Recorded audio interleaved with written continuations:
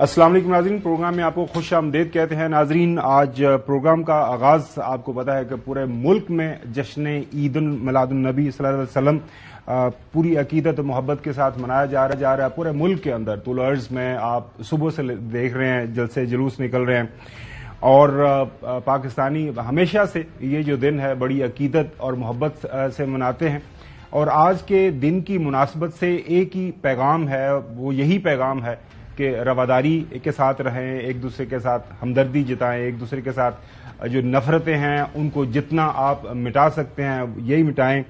और यही वो पैगाम है जो हमारे नबी पाक सल्लल्लाहु अलैहि वसल्लम की तरफ से हमेशा दिया जाता रहा और रहती दुनिया तक ये मोहब्बत और ये जो अकीदत का पैगाम है ये जारी और साई रहेगा। नाज़रीन, अपने प्रोग्राम की तरफ बढ़ते हैं। आपको पता है पाकिस्तान के अंदर आजकल जो एक लेटेस्ट इशू सामने आया हुआ है वो है 26वीं आईनी तरमीम, ना होने वाली 26वीं आईनी। उस हवाले से पिछले हफ्ते से आप देख रहे हैं कि काफी ज्यादा जो है इस्लामाबाद के अंदर एक्टिविटीज रही, सियासत बहुत गर्म रही। नाज़रीन, एक वाकया आपको मैं जरूर सुनाना चाहूंगा। ये 2010 का वाकया है जब 18वीं तरमीम हुई थी। 18वीं तरमीम के अंदर जो है पार्लियामान को बाइख्तियार किया गया था कि जजेस की तैनाती के हवाले से जो पार्लियामान की तरफ से इनपुट है, पार्लियामानी कमेटी जो है वो फाइनल होगी और अगर जुडिशल कमीशन कोई रिकमेंडेशन करता है उसके ऊपर पार्लियामानी कमेटी को अगर कोई एतराज हो जाता है तो पार्लियामानी कमेटी की जो बात है वो मानी जाएगी, ना कि जुडिशल कमीशन की। उस वक्त पाकिस्तान मुस्लिम लीग नून की जो मोहब्बतें थीं वो बड़ी जवान थीं और उस वक्त के चीफ जस्टिस जो चौधरी इफ्तिखार मोहम्मद चौधरी साहब थे उनके साथ, और बड़ा समझाया आसिफ अली जरदारी साहब ने कि ऐसा ना करें, लेकिन जो है साथ दिया इफ्तिखार मोहम्मद चौधरी साहब का पाकिस्तान मुस्लिम लीग नून ने। और फिर वो आपको पता 19वीं तरमीम आ गई और वो जो पार्लियामान के पास इख्तियार था जो कि एक जायज इख्तियार था, एक जायज जो है एक ओवरसाइट का किरदार दिया गया था, वो खत्म कर दिया गया। और फिर उसके बाद आपको पता है कि एक सुप्रीम कोर्ट का फैसला भी आ गया आईनी तरमीम को खत्म कर देने के हवाले से जो हुक्म आया, फिर वो उस हुक्म के ऊपर अमल दरामद किया गया। अब ये जो आईनी तरमीम आ रही है इसके अंदर काफी ज्यादा निकात हैं, 54 के करीब मुख्तलिफ तजावीज हैं, रिकमेंडेशंस हैं जो जिनके ऊपर अमल दरामद होना है, तरामीम होनी है। तजावीज आई लेकिन वो आपको पता है दरमियान में प्रॉब्लम हो गई।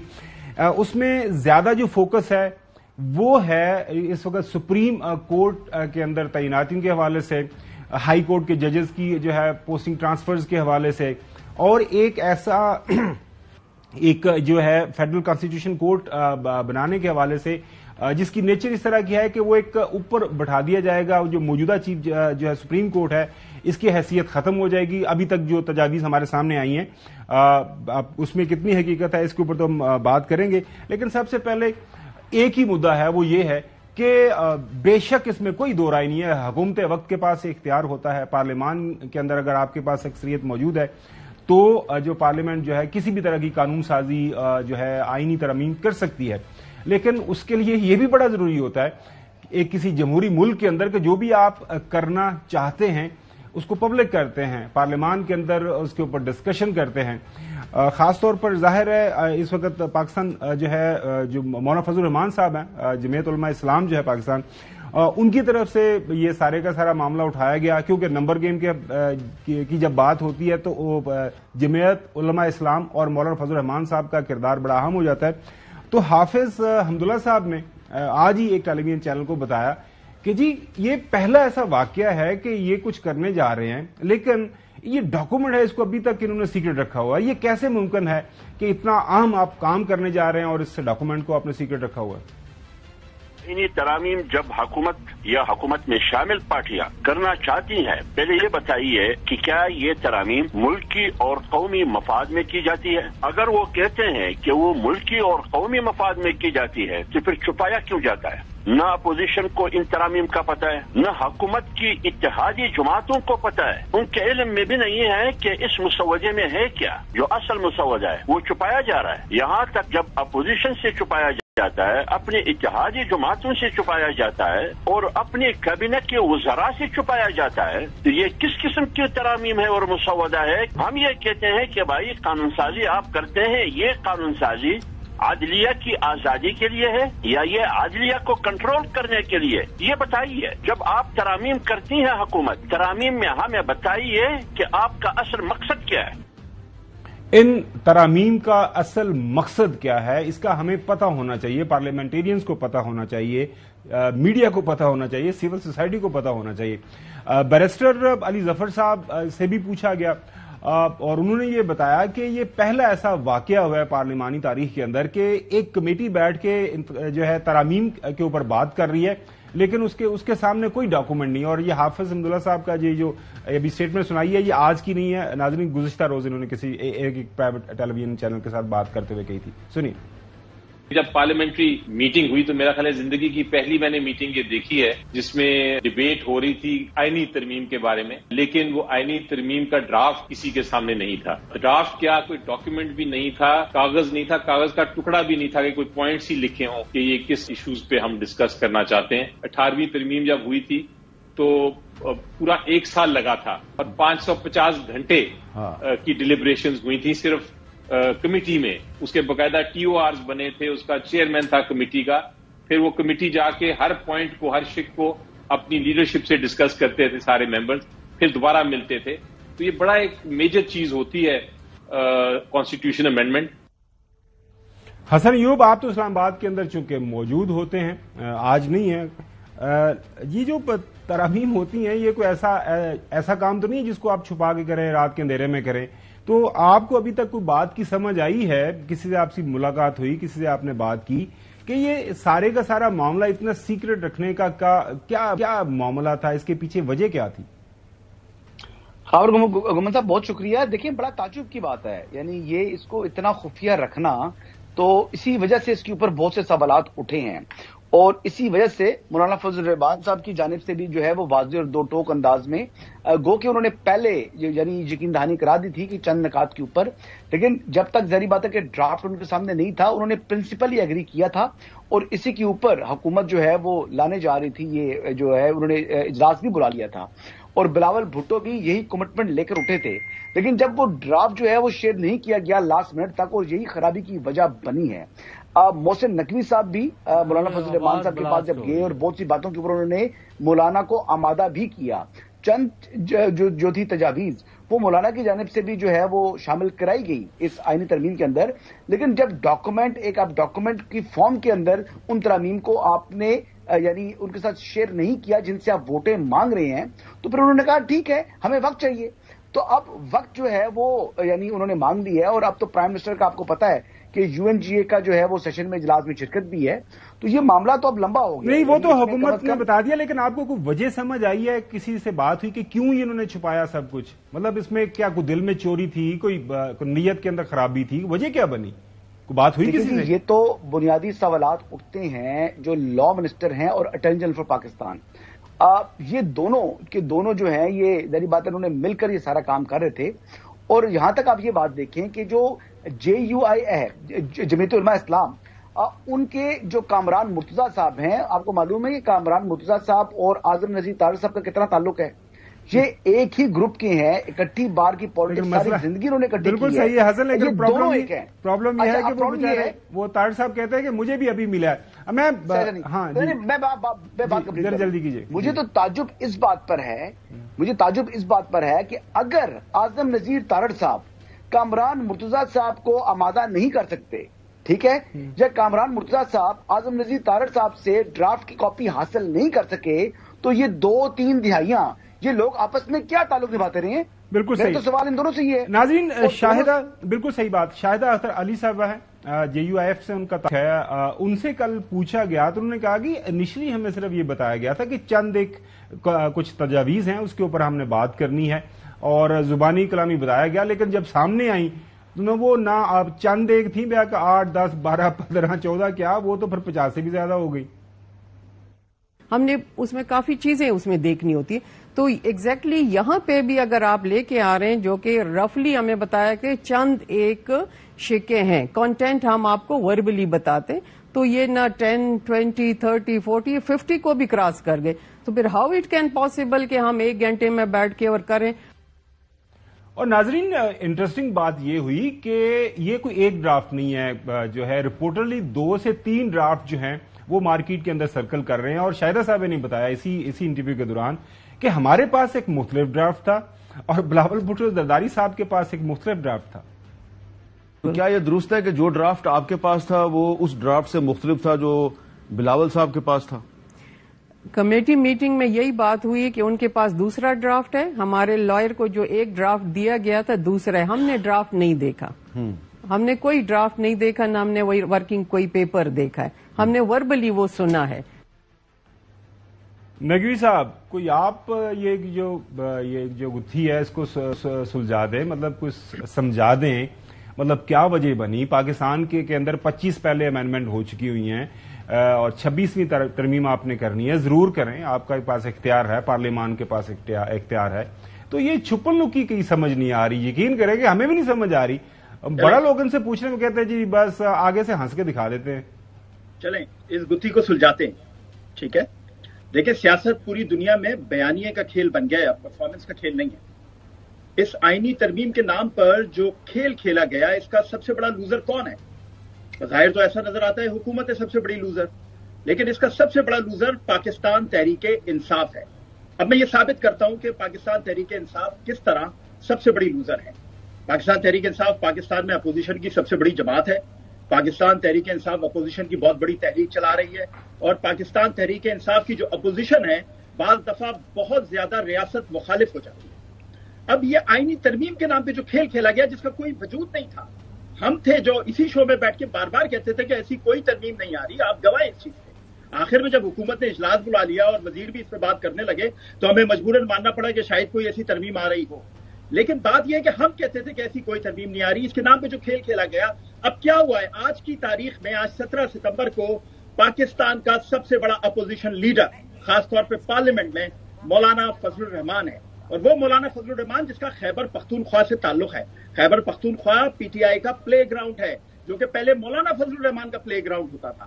اب اگر خیبر پختونخوا سے ایک مرکزی لیڈر ابھر گیا ہے جو پاکستان کا سب سے بڑا اپوزیشن لیڈر بن گیا ہے، تو ذرا مجھے بتائیے، پی ٹی آئی بھی اس کو کندھوں پہ بٹھا کے گھوم رہی ہے نا، تو ذرا مجھے بتائیے کہ لوزر کون ہوا، حکومت یا پی ٹی آئی؟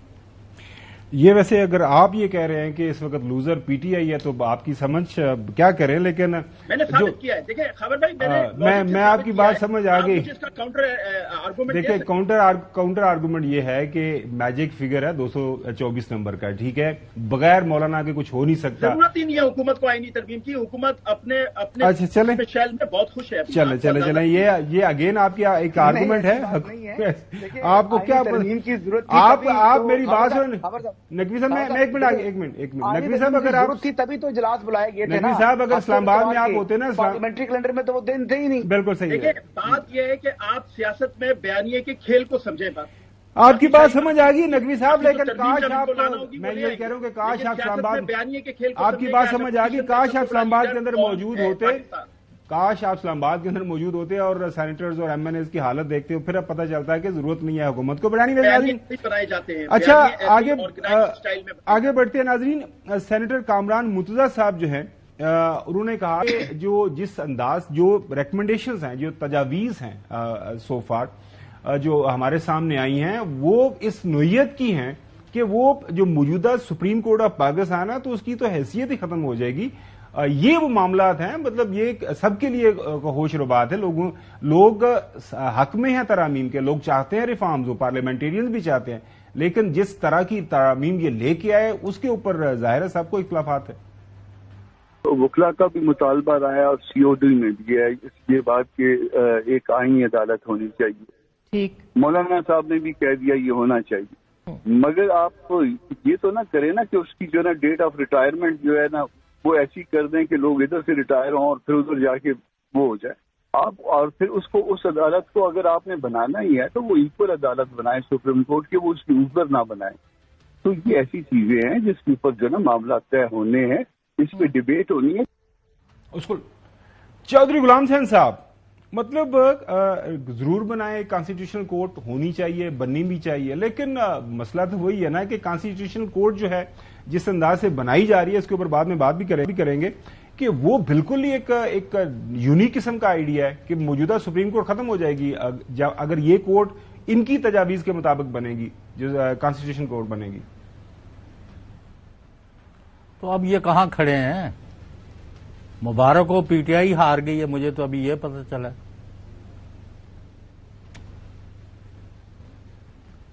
یعنی وہ باتیں ابھی جو اسلام آباد میں اتھل پتھل ہو رہی ہے، ریپلیسمنٹس ہو رہی ہیں، ریموولز ہو رہی ہیں، گپ شپ چل رہی ہے، ذرا اس کی بھی خبر لیں. آپ بیورو چیف ہیں اتنے بڑے چینل کے، کوئی خبریں لیں اور دیں. آپ پتہ نہیں کن لوگوں کے پیچھے لگ گئے ہیں.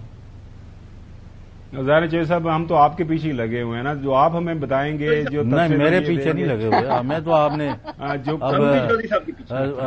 بار میں ابھی کوئی 15واں کھلاڑی رکھے ہیں. نہیں چودھری صاحب دیکھیں آپ ایسے نہیں کریں بالکل.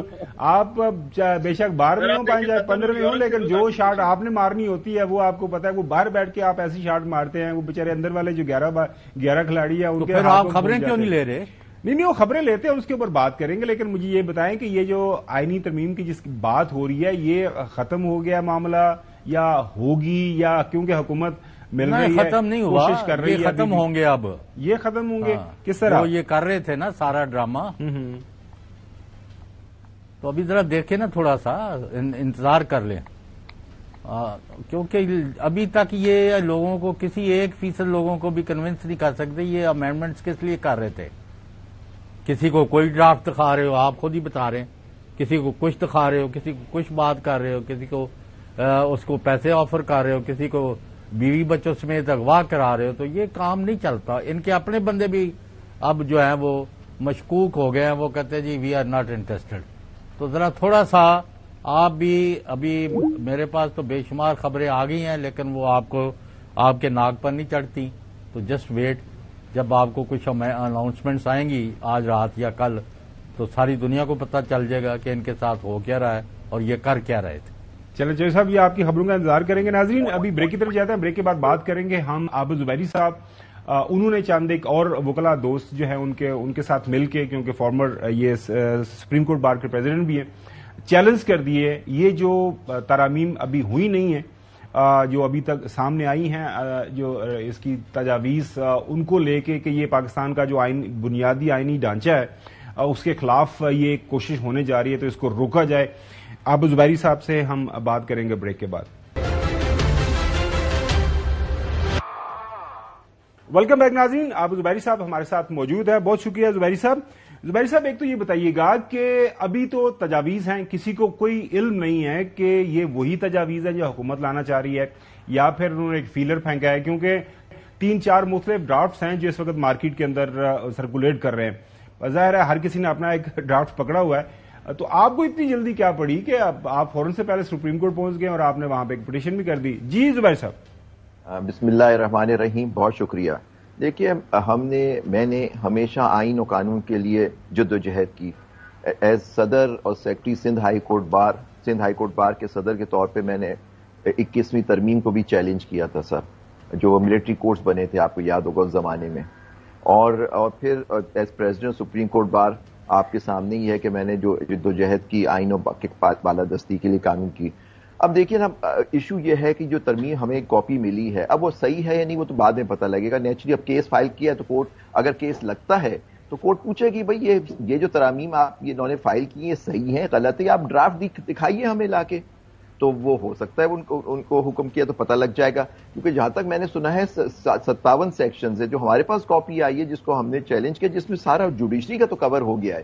اس کے اندر 43 ہیں اور کچھ ایسے آرٹیکلز بھی اس میں امینڈ ہو رہے ہیں جیسے آرٹیکل 17، آرٹیکل 48، 63A اور اس طرح کا. پھر جوڈیشری کے ساتھ جو کیا ہے، دیکھیے آپ کہہ رہے ہیں مجھے جلدی کیا ہے. سر اس قوم کو جلدی ہونی چاہیے، کیونکہ میں اپنی زندگی میں پوری کوشش کروں گا کہ آئین پاکستان اور عدالت جس کے میں ایک حصہ ہوں، میں نے ساری عمر یہی پریکٹس کی ہے ان معزز عدالتوں میں، اور ہم نے بڑی جدوجہد کی ہے ان کی آزادی کے لیے اوور دی ایئرز. یہ تو وہ ایون مارشل لاء کے زمانے میں آپ نے بھی دیکھے ہیں، مارشل لاء یہ چیزیں نہیں ہوئی. یہ تو کورٹ کا یہ امینڈمنٹ نہیں ہو رہی، یہ کورٹ کو تباہ کیا جا رہا ہے. سپریم کورٹ آف پاکستان کو ختم کر دیا، ریپ اپ کر دیا جائے گا. which is a constitutional court. High court کی جورسڈکشن بالکل ختم کر دی. ایک ایشو بنا دیا نیشنل سیکورٹی پہ ہائی کورٹ رٹ ہی نہیں دے سکے گا. ہائی کورٹ کے جج کی ایک مثال ایک عام بیوروکریٹ کی ہو جائے گی کہ ہر سال اس کی ACR لکھی جائے گی جس کو وہ پرکھیں گے کہ جج صحیح کام کر رہا ہے. اگر وہ صحیح کام نہیں کر رہا ہوگا تو سپریم جوڈیشل کاؤنسل میں بھیج دیا جائے گا. اور سپریم جوڈیشل کاؤنسل میں میجورٹی کس کی ہے؟ وہ کانسٹیٹیوشنل کورٹ کے ججوں کی جو ان کے اپنے بنائے ہوئے لوگ ہوں گے. تو آپ بتائیے آزادی آپ کی ختم ہو رہی ہے. آپ کو جرنلسٹ کو ساری قوم کو کھڑا ہونا چاہیے. اور پھر جو ملٹری اور ان کی جو امینڈمنٹس اس کے اندر جو سامنے آئی ہیں وہ بھی بڑی خطرناک ہیں کہ آپ. اچھا زبیری صاحب تھوڑا سا یہ بتائیے گا, یہ خاص طور پر یہ جو ایک نیا کورٹ بننا ہے فیڈرل کانسٹیٹیوشن کورٹ, یہ ایک ڈیمانڈ تو رہی ہے وکلاء کی بھی رہی ہے, ایک چارٹر آف ڈیموکریسی ہوئی اس کے اندر بھی رہی ہے, اور یہ کامران مرتضیٰ صاحب کا بھی ہم یہ تھوڑی دیر پہلے شارٹ بھی سنا ہے, وہ بھی کہہ رہے ہیں کہ بنانے میں تو کوئی حرج نہیں ہے لیکن that should be under the Supreme Court of Pakistan. لیکن ابھی تک جو ہمارے سامنے آیا وہ ہے اس کو اوپر بٹھا دیا گیا ہے. تو یہ پیرلل کس طرح کام کریں گے یا اس کے انڈر کس طرح کام کریں گے, یہ تھوڑا سا سمجھائیے اگر ضرورت ہے تو. What is wrong in that? دیکھیں نہیں, فیڈرل کانسٹیٹیوشنل کورٹ بننے اس پہ کسی کو اعتراض نہیں ہوگا, لیکن سپریم کورٹ جو آرٹیکل 184 کی پروسیڈنگز وہاں آپ بھیج دیں بالکل, لیکن اس کے اپوائنٹمنٹ کا طریقہ کار وہی ہوگا جو آرٹیکل 175A کا. یہ نہیں کہ پرائم منسٹر اور پریزیڈنٹ مل کے ان کے ججز بنائیں گے اور وہ سپریم کورٹ کے ماتحت ہوگا. اس سے جو اپیل ہوگی وہ سپریم کورٹ میں جائے کیونکہ سپریم کورٹ کانسٹیٹیوشن. اس کے لیے ہم لوگ وکلا نے بڑی جد و جہد بھی کی کہ اگر 184 کے تحت آپ سمجھتے ہیں کہ ایک الگ کورٹ ہونا چاہیے, بٹ ماتحت ہر کورٹ اس ملک میں سپریم کورٹ کے ماتحت ہوگا. تو دیکھیں ڈسٹرکٹ جوڈیشری ہوتی ہے ہائی کورٹ کے ماتحت ہوتی ہے, سپریم کورٹ جو ہوتا ہے سب سے بڑا کورٹ ہوتا ہے اور سارے کورٹ کے. سپریم کورٹ کی کانسٹیٹیوشنل حیثیت ختم نہیں ہونی چاہیے سر, ورنہ ختم. آپ ایک سپریم کورٹ نہیں بنا کے بٹھا سکتے اور اپنی مرضی کے ججوں کو بتا دیں.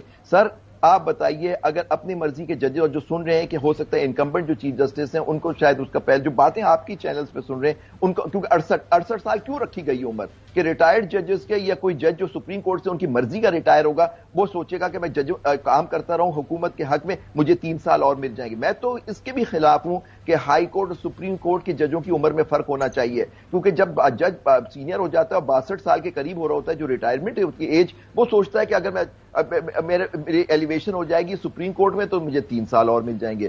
تو یہ میں اس کے بھی خلاف ہوں. ساری دونوں کورٹس کی عمر برابر ہونی چاہیے. ایون کانسٹیٹیوشنل کورٹ بنتا ہے جو میں کہتا ہوں سپریم کورٹ کے ماتحت ہو, اس کی بھی عمر بھی 65 سال ہی ہونی چاہیے.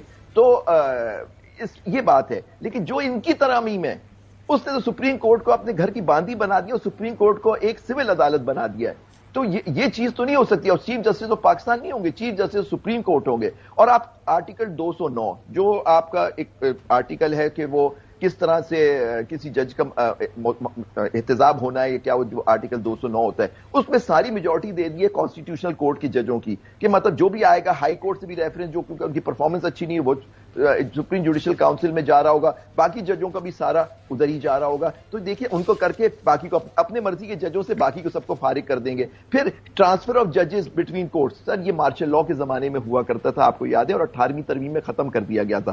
اس زمانے میں یہ ہوتا کہ کوئی جج اچھا کام کرتا تھا, میں جب آیا تو پریکٹس میں اس سے پہلے اجمل میاں صاحب یہاں جو بعد میں چیف جسٹس ہائی کورٹ اور چیف جسٹس سپریم کورٹ بنے, ان کو کوئٹہ بھیج دیا گیا تھا. وہاں جسٹس عبد القدیر چودھری تھے جو بعد میں وہاں چیف جسٹس بنے اور پھر سپریم کورٹ گئے, مرحوم دونوں, وہ ان کو کراچی بھیج دیا گیا تھا تو سزا کے طور پہ. چلیں دیکھتے ہیں کہ سپریم کورٹ ٹیک اپ کرتی ہے کہ نہیں آپ کی یہ پٹیشن. بہت شکریہ عابد زبیری صاحب. لیکن حسن, رات کو شاہزیب خانزادہ صاحب نے ایک سوال کیا اور وہ جو بیرسٹر عقیل شیخ صاحب بیرسٹر عقیل ملک صاحب جو ہیں آپ کے دوست, ان سے کہ آپ کا مقصد جو ہے یہ جو آپ نے سارا یہ جو کارروائی کرنے جا رہے ہیں ایسا ایز اف کہ جی جو چیف جسٹس صاحب ہے ان کو آپ ایڈجسٹ کرنا چاہ رہے ہیں. پہلے یہ سنیے گا تو پھر اس کے اوپر حسن میں آپ کا کامنٹ لوں گا. جب اب یہ کرتے ہیں کہ جو ویسے تو بعد میں پارلیمانی کمیٹی چیف جسٹس اور ججز بنائے گی کانسٹیٹیوشن کورٹ کے, مگر جو پہلا چیف جسٹس ہوگا وہ وزیر اعظم کے ایڈوائس پر صدر تعینات کریں گے, 68 سال کا ہو سکے گا. تو پھر اس سے تو ظاہر ہوتا ہے کہ آپ ایک ہی پوائنٹ سے ایک ہی شخصیت کی وجہ سے یہ امینڈمنٹ لا رہے ہیں, اور وہ شخصیت خود کہہ چکی ہے کہ انہیں توسیع نہیں چاہیے. پہلے 68 سال کی بات کی گئی, اب یہاں پر 68 سال کی بات کر دی گئی. یہ کیا موجودہ چیف جسٹس قاضی فیصل صاحب کے لیے ہم نے کون سا کہہ دیا کہ ہم نے انہی کو لگانا ہے؟ مطلب he could be one of those choices amongst many other choices. یہ تو نہیں کہا گیا کہ شروعات ہی ان سے کرنی ہے یا انہی کو لگانا ہے. ایسی تو کوئی قطعاً بات نہیں کی گئی, لیکن آپ نے سٹارٹ تو کہیں سے لینا ہے نا. آپ ایک نیا سیٹ اپ دے رہے ہیں, ایک نئے میں پھر کہہ رہا ہوں کہ ایسا نہیں لگ رہا کہ آپ کہیں سے سٹارٹ کرنا چاہتے ہیں, ایسے لگ رہا ہے آپ یہیں سے سٹارٹ کرنا چاہتے ہیں, کیونکہ آپ اس پارلیمانی کمیٹی جو بنا رہے ہیں تعیناتی کے لیے, اس کو پہلا اختیار نہیں دے رہے ہیں, وزیر اعظم کو دے رہے ہیں کہ وہ پہلا فیڈرل کانسٹیٹیوشنل کورٹ کا چیف جسٹس تعینات کریں وزیر اعظم کے ایڈوائس سے صدر. پھر آپ اس کمیٹی کو ایکول ریپرزنٹیشن نہیں دے رہے ہیں حکومت کی اور اپوزیشن کی, بلکہ آپ کہہ رہے ہیں کہ پارلیمانی پارٹیاں کوئی بھی ہو سکتی ہے, اس میں زیادہ حکومتی پارٹیوں کی تعداد ہو سکتی ہے. دیکھیں اس کو بیسک سٹرکچر جو ہے, ایک تو پہلی بات ہے کہ جس حوالے سے آپ نے بات کی, کہیں سے تو سٹارٹ لینا ہے, کہیں سے تو وہ میکنزم بننا ہے. اب اگر نہیں بنے گا تو بعد میں آ جائے گا. جی چودھری غلام حسین صاحب, یہ جو ایک رائے ایک پرسیپشن بلڈ ہو رہی ہے, میں ویسے حسن سے بھی ضرور جاننا چاہوں گا اس کے اوپر کامنٹ, وہ ان کے ساتھ ہمارا رابطہ بھی بحال ہو رہا ہے, تو کیوں یہ پرسیپشن بلڈ ہو رہی ہے چودھری صاحب؟ کیا کہ جس طرح بھی سوال کیا جا رہا تھا کہ یہ جو نئی کورٹ بن رہی ہے وہ ایسا لگ رہا ہے کہ وہ اس لیے صرف آپ بنا رہے ہیں کہ جسٹس قاضی فائز عیسیٰ صاحب کو آپ نے اکاموڈیٹ کرنا ہے. یہ جو ابھی ہم نے آپ کو ایک انٹرویو کا حصہ سنایا بیرسٹر صاحب کا. نہیں دیکھیں, اب یہ چونکہ مطلب ہے کہ مفاد پرستی اور بدنیتی کے الزامات لگ رہے ہیں, تو اس کی یہ کہتے ہیں کہ انہوں نے راتوں رات یہ امینڈمنٹ پاس کر کے کانسٹیٹیوشنل کورٹ بنانی تھی, اور یہ یعنی مخصوص نشستوں کا کیس جو ہے اس کے پاس جانا تھا, اور قاضی فائز عیسیٰ نے اس کو ہیڈ کرنا تھا, اور ان کے لائک مائنڈڈ ججز نے وہاں بیٹھنا تھا, اور یہ جو 8 رکنی بینچ نے, بلکہ پھر 11 بھی ہو گئے تھے, ان کا جو ریورس کر کے سنجیاں کر کے گلیاں وچ نون لیگ پھرے. یہ پلان تھا جو ابھی تک اس پر پانی پھر گیا. یہ دوسرا ایک موقف ہے جو کوئی اون نہیں کر رہا. ابھی آج آپ نے خود دیکھ لیا کہ خواجہ آصف یہ کہہ رہے ہیں کہ وہ پی ٹی آئی بھی مان رہی ہے, لیکن وہ کہہ رہے تھے ابھی نہ کریں, دسمبر میں کر دے. یار تیرنا کون مشورہ کرنے گیا تھی پی ٹی آئی والا, کوئی بات وہ کریں. اچھا ٹھیک ہو گیا حسن, یہ جو پرسیپشن بلڈ ہو رہی ہے وہی مسئلہ ہے کہ 68 ایئرز جو ہے وہ ایج ہو جائے گی, اور اس میں 65 سے 68. ابھی آپ نے دیکھا کہ ہمارے دوست وہ یہی بار بار وہ کہہ رہے ہیں کہ یہ پرسیپشن یہ بلڈ ہو رہا ہے کہ ایز ایف قاضی صاحب کے لیے یہ سارا کام ہو رہا ہے. تو آپ کی کیا رائے ہے, یہ جو مطلب اگر ایکسٹینشن نہیں دینی 65 سے 68 جو ایج کرنے کا معاملہ, اور وہ بھی کانسٹیٹیوشن کورٹ, وہ بھی جس نے سارے معاملات دیکھنے ہیں. حسن جی جناب, بات یہ ہے جی کہ عابد جباری صاحب جو ہیں وہ قابل احترام ہیں, لیکن بات یہ ہے کہ ابھی ایک آئینی ترمیم آئی نہیں ہے, ابھی تک وہ بل جو ہے وہ ٹیبل نہیں ہوا. اس کو یہ پہلے چیلنج کر رہی ہیں اور اپنی جو ہے وہ جدوجہد بتا رہی ہے کہ میں جو عدلیہ کی آزادی کے لیے کر رہا ہوں, یہ عدلیہ کی آزادی کے لیے نہیں ہے. معذرت کے ساتھ یہ معاملہ جو ہے, یہ ہمارے جو وکلا بھی ہیں, ان کے اپنے مفادات ہیں, اپنی پریکٹس ہے, اپنی دکانیں ہیں, اور یہ بات جب کریں تو بڑی تکلیف ہو جاتی ہے ان وکلا کو. کہتے ہیں جی کہ آپ ہم پر ذاتی حملے کرتے ہیں, لیکن جناب عالی اپنے قول و فعل میں تضاد دیکھیں. جو باتیں آپ کر رہے ہیں, اگر اتنی خوبصورت باتیں, آپ کے عمل بھی ایسے ہوتے تو میں کہتا جی سلام ہے آپ کو. اچھا اب نقوی صاحب یہ بتائیے گا کہ خواجہ آصف صاحب نے بھی بات کی ہے کہ جی اصل میں پینشن کا معاملہ ہے, یہ صرف ان کو ایڈجسٹ کرنے کا معاملہ نہیں, ایسے خام خواہ میں ہمارے اوپر یہ الزام لگ رہے. سنیے خواجہ صاحب کیا کہہ رہے ہیں. اس میں ایک شک جو ہے وہ یہ بتاتی ہے کہ ججز کی یا سرکاری ملازمین کی جو ریٹائرمنٹ کی ایج ہے وہ 65 سے بڑھا کے 68 کر دی جائے. یہ آپ کی لیٹسٹ ڈسکشن کے بعد یہ ابھی بھی موجود ہے, آن دا ٹیبل ہے, یا اب اس کو ہٹا دیا گیا ہے؟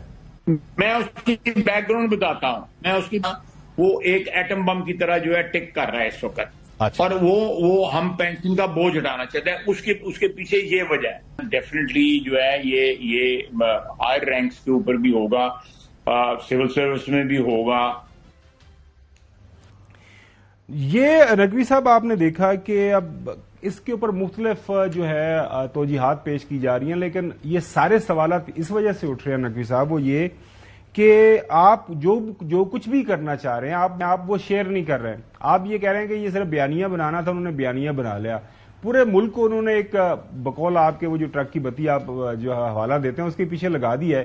اب پرابلم یہ ہے کہ ملک ہے نا, کریانے کی دکان تو ہے کوئی نہیں ہے, کسی نے کہہ دیا کہ نہیں جناب اعلیٰ یہ تو ہم ایسا کرنا ہی نہیں چاہ رہے تھے. भैया आपने 2 हफ्तों से सारे सैनिटर्स MNAs बेचारे वो कहीं जा नहीं सके, वो बाथरूम भी जाते तो आप पूछ के इजाजत लेके जाते थे, जनाब आला हमने बाथरूम जाना है, क्योंकि बंदा थोड़ा आगे पीछे हो गया तो एक भी आगे पीछे हो गया तो हमारी नंबर गेम खत्म हो जाएगी।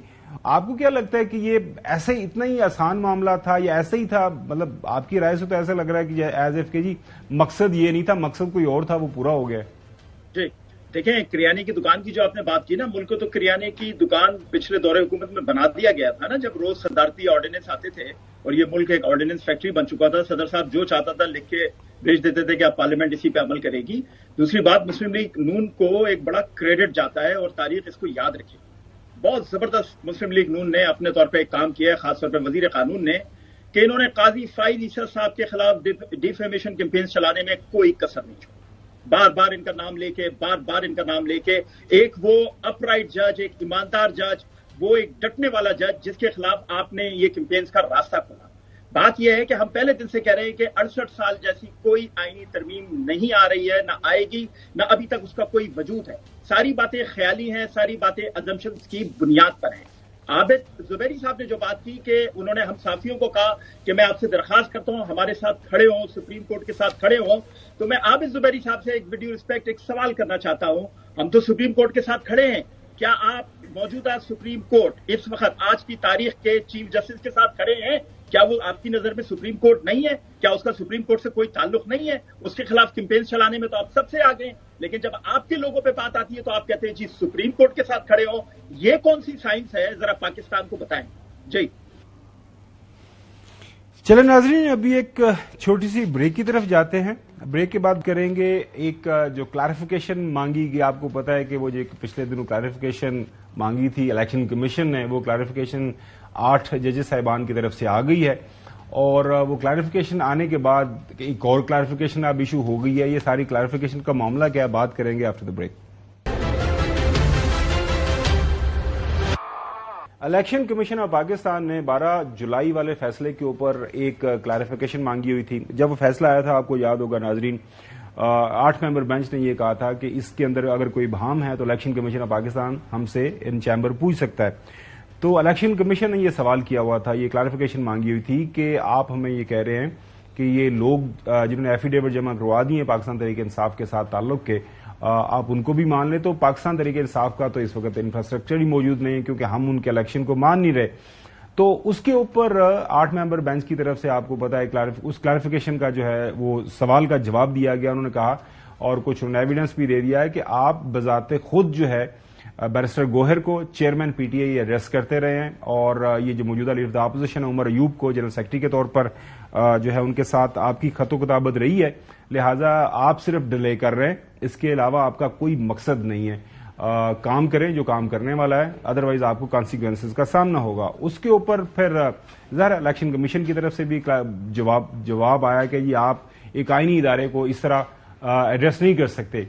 2 दिन बाद फिर उसके ये जब क्लैरिफिकेशन का जवाब आया, 2 दिन के बाद अब डिप्टी रजिस्ट्रार साहब ने क्लैरिफिकेशन दी है। अब इसकी समझ नहीं आ रही कि ये क्या वजह है। राजा मोहसन हमारे स्पेशल कॉरेस्पॉन्डेंट सुप्रीम कोर्ट को कवर करते हैं, उनसे जानते हैं ये मोहसन हुआ क्या। बुनियादी तौर पर एक जजमेंट के अंदर वाज़े तौर पर था कि अगर कोई मसला हो, इबहाम हो, आप हमसे राब्ता कर सकते हैं। राब्ता हुआ और उस सवाल के जवाब में उनको एक क्लैरिफिकेशन दे दी गई। अब ये डिप्टी रजिस्ट्रार साहब ने ये जो लेटर लिखा है उसके अंदर क्या लिखा है, वजह क्या बनी है, कुछ समझ आई है तो आपको हमें भी समझा दें और आवाम को भी।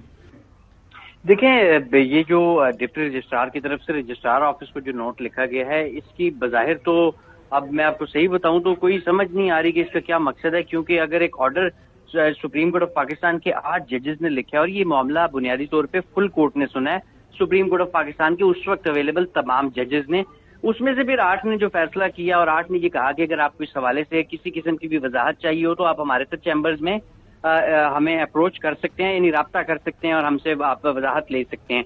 अच्छा, ये भी क्यों लिखने की जरूरत पेश आई, क्योंकि आपको इलेक्शन कमीशन ऑफ पाकिस्तान का पिछले 1.5 साल में जो रोल रहा, किरदार रहा, अब आपको पता है कि जब असेंबलियां डिसॉल्व हुई 2 सूबों में, इलेक्शन 90 दिन में नहीं हो सके, तो ये एक इलेक्शन कमीशन की भी एक रिकॉर्ड की पूरी हिस्ट्री है। तो उन्हें पता था कि इलेक्शन कमीशन ऑफ पाकिस्तान को اب وضاحت کی ضرورت پڑ سکتی ہے، لہٰذا انہوں نے پورا انہیں وضاحت کا بھی طریقہ بتا دیا کہ آپ کو جب وضاحت کی ضرورت ہوگی تو آپ نے اس طریقے سے ہم سے وضاحت لے لینی ہے۔ وہی ہوا، الیکشن کمیشن نے وضاحت کے لیے سپریم کورٹ آف پاکستان سے رجوع کیا۔ جب سپریم کورٹ سے انہوں نے رجوع کیا تو پھر انہوں نے جو وضاحت دی اس میں وضاحت میں یہ بھی لکھا کہ basically election commission of Pakistan کی یہ جو وضاحت کی درخواست ہے یہ لگتا ایک ایسے ہے کہ جیسے تاخیر کی کوشش ہے۔ اچھا، پھر جہاں تک آپ نے یہ بات کی کہ ڈپٹی رجسٹرار کو انہوں نے نوٹ کیوں لکھا ہے، اس کا کیا مقصد ہے، میرے خیال میں دیکھیں الیکشن کمیشن آف پاکستان ماضی میں بھی سپریم کورٹ کے فیصلوں پر عمل نہ کرنے کا ایک ریکارڈ رکھتا ہے، اور اس وقت بھی مختلف notice Election commission of Pakistan تھے، ان کی بنیاد پہ جو ہے وہ الیکشن کمیشن کا ایک بیانیہ تھا، یا اس وقت کی جو پی ڈی ایم حکومت تھی اس کا ایک بیانیہ تھا وہ۔ اب اس دفعہ کیا ہوا ہے کہ جب یہ آپ دیکھیں کہ جو یہ نوٹ لکھا گیا ہے، اس نوٹ کی بنیاد پر election commission of Pakistan supreme court کے فل کورٹ کے فیصلے یعنی 8 ججوں کے فیصلے پر کے عمل درآمد پر جو ہے وہ ایک دفعہ پھر ابھی تک لگ نہیں رہا کہ جو ہے وہ اس پر عمل کر رہا ہے یا کرے گا، کیونکہ جس طریقے سے ہم نے دیکھا کہ اجلاس ہو رہا ہے، پھر اجلاس ہو رہا ہے، اور پھر ادھر سے ڈپٹی رجسٹرار کا نوٹ بھی آ گیا۔ کل الیکشن کمیشن آف پاکستان یہ کہہ دے کہ جی وہ ہمیں سپریم کورٹ آف پاکستان کا ایک نوٹ ہم نے دیکھا ہے، تو اس میں تو جو ہے وہ یہ کہا گیا کہ نہ کوئی کورٹ۔ اچھا حسن، آپ کامنٹ بھی کر لیجیے گا۔ حسن، آپ کے نالج میں سٹوری ہوگی یہ والی جو سارا معاملہ ہوا ہے، اس کے پیچھے اگر آپ کے پاس کوئی انسائڈ سٹوری ہے وہ بھی بتا دیں، اور جو رائے محسن سے سوال بھی کر لیں۔ سر سوال کیا کروں، محسن صاحب نے خبر دینی تھی، خبر تو دی نہیں کہ بھائی نوٹسز جاری کیے بغیر آپ نے وضاحت جاری کر دی، تو سوال تو یہ اٹھایا ڈپٹی رجسٹرار نے، ٹھیک ہے، وہ آپ ان کا ذکر سارا محسن صاحب نے نہیں کر دیا، ماضی کی ذکر شروع کر دیا الیکشن کمیشن کا۔ تو الیکشن کمیشن کانسٹیٹیوشنل باڈی ہے، الیکشن کمیشن سوال اٹھا رہا ہے کہ جون سے بھی ایفیڈیوٹس آئے ہیں، ان میں سے تو بہت سے ایفیڈیوٹس ایسے ہیں کہ 15 یا 20 کے قریب ایفیڈیوٹ ایسے ہیں جن کے سگنیچرز میچ نہیں کرتے۔ الیکشن کمیشن نے چیزوں کو ویریفائی کرنا ہوتا ہے، سپریم کورٹ نے کس اختیار کے تحت جو ہے یہ وضاحت جاری کر دی کہ آپ ان کو مان لیں۔ اب یہ بہت سے سوالات ہیں، وہ آئینی ادارہ ہے، اس کو کام کرنے کا طریقہ ہے، تو یہ بنیادی باتیں ہیں۔ اور آپ تو ویسے حسن راجہ اسکندر مجھے بات کمپلیٹ کرنے دیں۔ اچھا، اب بات یہ ہے کہ الیکشن کمیشن کے پہ میں آپ کو بتاؤں کہ الیکشن کمیشن نے کل ایک اپلیکیشن آتی ہے اور وہ کوئی چیز کہتی ہے اسی سے متعلق کہ جناب کہ یہ جو میرے حلف نامے آئے ہیں یہ درست نہیں ہے، یہ ویریفائی نہیں کیے، تو الیکشن کمیشن کا کام ہے نا پہلے چیزوں کو ویریفائی کرے، جن کے سگنیچر ہیں ان کو بلائے گا، ان سے پوچھے گا کہ کیا آپ کے سگنیچر ہیں۔ دیکھیں حسن ایوب، آپ اپنی میری بات سنیں، آپ تو اسکندر سلطان رایا سے بھی زیادہ غصہ کر رہے ہیں، موسم کا کوئی قصور نہیں ہے، موسم آپ کو اسٹوری بتا رہے ہیں نا جو آن گراؤنڈ چیزیں ہوئی ہیں۔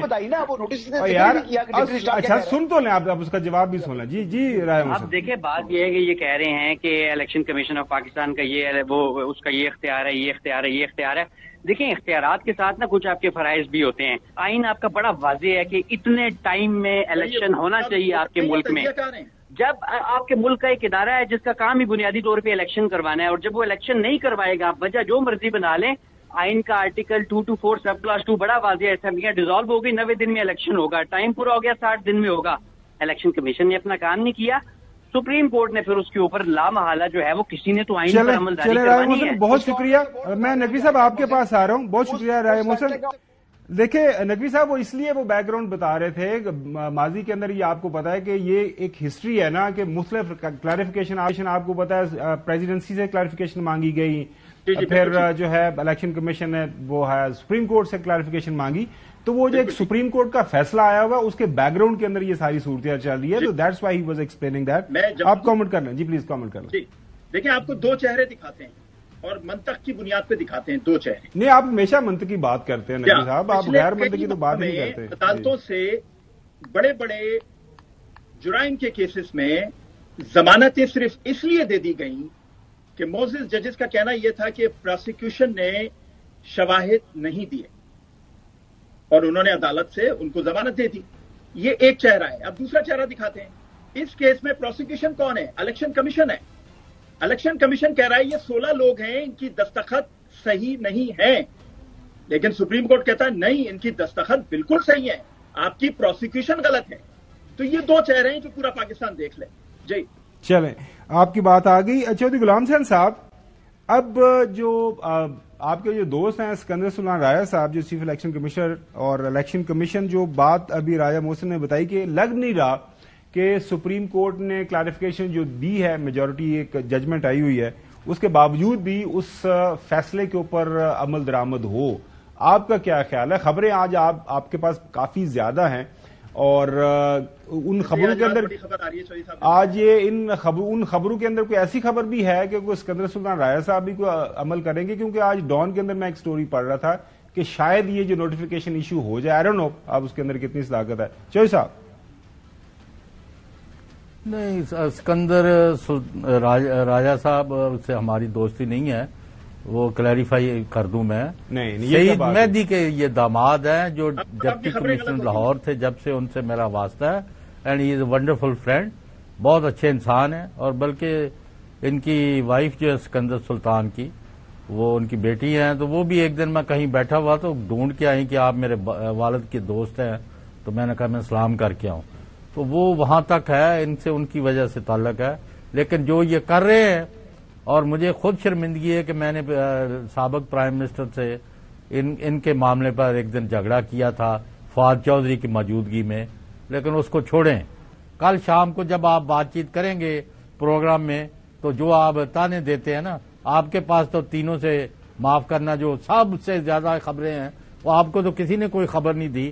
تو کل رات کو میں پھر آپ کو دے دوں گا خبریں، کیونکہ آپ کو توجہ ہی نہیں ہے اس طرح. چلیں، بالکل صحیح ہو گیا. اچھا کرنا چاہ رہا ہوں، یہ تو بڑی بریکنگ نیوز دے دی ہے. ابھی بریکنگ نیوز آنے والی ہے. کل تک یا پرسوں تک ایک اپلیکیشن آئے گی الیکشن کمیشن آف پاکستان میں، اور وہ مخصوص نشستوں سے متعلق ہوگی، اور بڑی ہی ریلیونٹ وہ اپلیکیشن آنے جا رہی ہے. اور اس کے بعد جو سسپینڈڈ اراکین ہیں اس وقت، اراکین قومی اسمبلی اور صوبائی اسمبلی، تمام اسمبلیوں کے جو مخصوص نشستوں والے ہیں، اس میں ان کو ری انسٹیٹ کرنے کی استدعا کی جائے گی.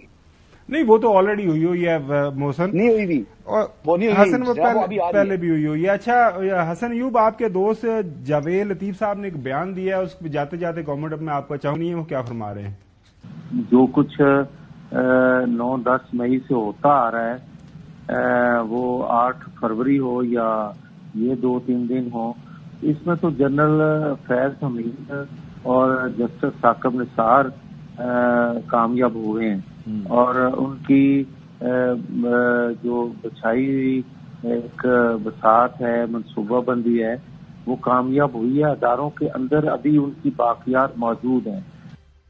30 سیکنڈ. حسن، آپ متفق ہیں یہ جو اسرشنز ہے، یہ جو کہہ رہے ہیں آپ کے دوست جاوید لطیف صاحب، وہ کہہ رہے ہیں کہ انہوں نے یہ بھی کہا ہے کہ یہ جو بندے نہیں پورے ہوئے، یہ بھی انہی کا